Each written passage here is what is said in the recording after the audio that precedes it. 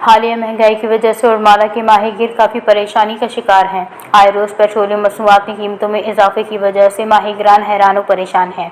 अरबाब व इख्तियार से इस्ता है कि इस बेलगाम महंगाई से छुटकारा दिलाया जाए ताकि माहीगीरान सुख का सांस ले सकें। बाजार महंगे हमारा कुछ देर को था और तेल अच्छो महंगा भी था। मैं कहा को मैं अद्दार तो बुरसाया और मैं कट पैसा दे तेल लगे 1000 रुपये मैं ऐसा कोजा से गरीब पूरे करते सही अद्दार जीगे रुचा बुढ़ देता इसे नुकसान कहे पूरा कहाँ बिजार वजह ये ओले महंगाई अतका में मुल्क तो का तेल लीटर अतका 600-400 रुपया डीजल लीटर लग गया था।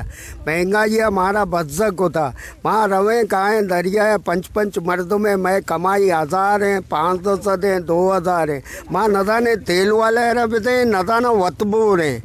माहीगीरों का कहना है कि पहले ईरान बॉर्डर बंद था तो यहाँ डीजल और पेट्रोल सस्ते दामों में दस्तयाब था। अब जबकि बॉर्डर खुला हुआ है तो पेट्रोलियम मसनूआत महंगे दामों में फ़रोख्त किया जा रहा है। मसला गौरतलब है। वश न्यूज़ उड़माला।